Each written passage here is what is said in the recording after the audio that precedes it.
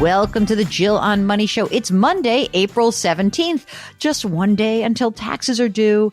If you waited this long, I don't know, you're probably going to go on an extension. Don't forget to file all the correct forms for your extension. And don't forget, if you owe the IRS money, you think you owe money, you got to make that payment. The extension only gives you time to file, not to pay. So make sure you do that. We are here trying to take the mystery out of your financial life. We do that by making you do a little work. Here's the work you have to do. Go to our website, jillonmoney.com, click the Contact Us button, and of course, let us know if you would be willing to come on the air. While you're there, while you're on that website, we've got a lot of free stuff, and now we got a lot of stuff to buy. Next, merch. I think that could happen next, Mark. It's going to be scary, but not yet. No merch yet. But if you want to spend a few bucks, if you got a little tax refund coming, you can buy my book. It's called The Great Money Reset. Or you can subscribe to our brand new service. It's called Jill on Money Live quarterly webinars, the opportunity to chat with us via video. Oh my gosh, it's a great bargain. Okay, today we're talking to Amanda, who's on the line from Pennsylvania. Hi, Amanda. How are you? Hi, good, thanks. What's going on? What brings you to our airwaves today?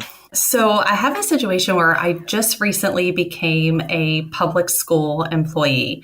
So I'm eligible for the Pennsylvania public, employee retirement system.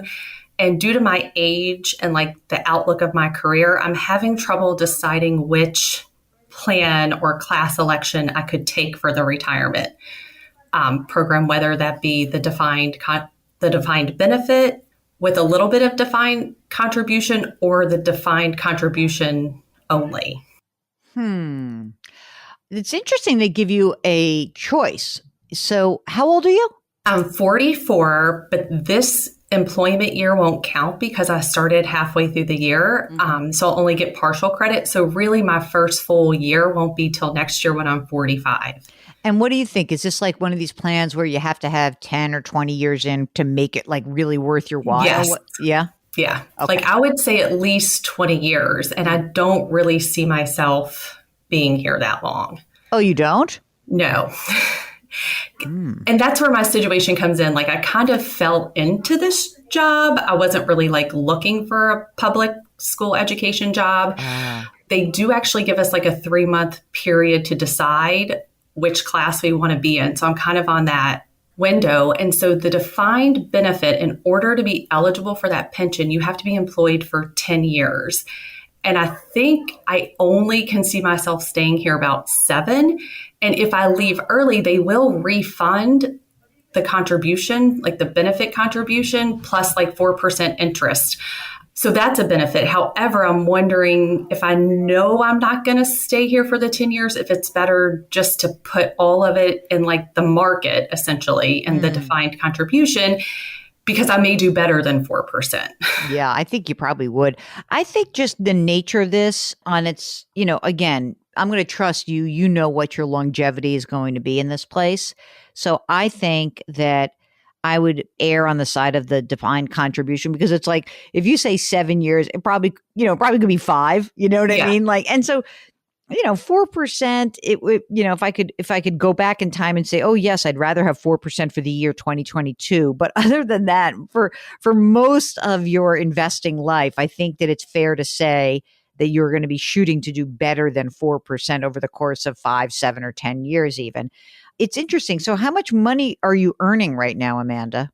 So not much, actually. So I make $40,000 as the public school employee, but I also work per diem as a nurse at a hospital. So I make about $6,000 there. Okay. And are you single, married, partnered? Married. How much does your spouse earn? He makes $285,000. Oh, I like those are big numbers, sister. Dig it. So, I mean, the other thing is you're not the main wage earner. You don't have to have the pressure that gosh, I'm going to really gut it out to make sure I get my 10 years. And, there's certain pressures you might have on you from a life perspective that would might incline you to stay longer in a guaranteed system. So on your 285 plus your 40 plus your 6, how's the cash flow of your family? I mean, really good. We have no debt. Our house is paid off. We don't have car loans. So our cash flow is really good. And I think we have a good, solid retirement started. So that's why I feel like with this decision for work, I'm probably willing to risk the market more than just a guaranteed 4%. Yeah, I agree with you. And does your husband is about the same age? He's in his 40s? 45, yep. And does he use a 401k or some other kind of retirement plan? Yeah, so he has a 401k through work, and he has about $1 million in there, and then a third of that is Roth. Okay, great. Did you say you have kids or not? Yeah, a 15-year-old. Okay, what about school? So we do pay for private school for him. So we pay about $23,000 a year. And you know what I say about people who pay for private school for their teenagers? It's like you're acclimatizing. It's like you're climbing Everest. Like the Everest is, right, the education. So you're already used to spending all that money. Yes. So there is that. It sort of gets you prepared. Have you guys set aside any money for your 15-year-old for college, or are you going to plan to pay it out of cash flow? So right now he has about $80,000 in a 529 and then $5,000 in a Coverdell, but I kind of plan on spending that on tuition for next year just to get it out of the way. And what about he's got $1 million in the 401k, a third of it is Roth. Is there other money besides this? Is there a brokerage accounts, just other like cash on hand? In other retirement, we have about $200,000 in Roth, individual Roth IRAs that we had funded before we met the income limit. Uh-huh. And then I have about $80,000 in the hospital 403B, and like 90% of that is in Roth. Okay. We have $6,000 in brokerage, $5,000 in I-bonds, $32,000 in an HSA.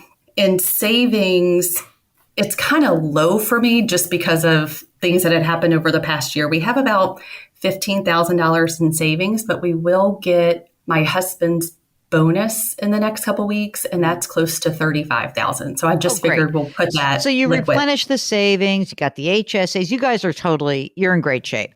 Just so I can dot the I's and cross the T's on this, you guys have life insurance in place or through work? How have you managed it?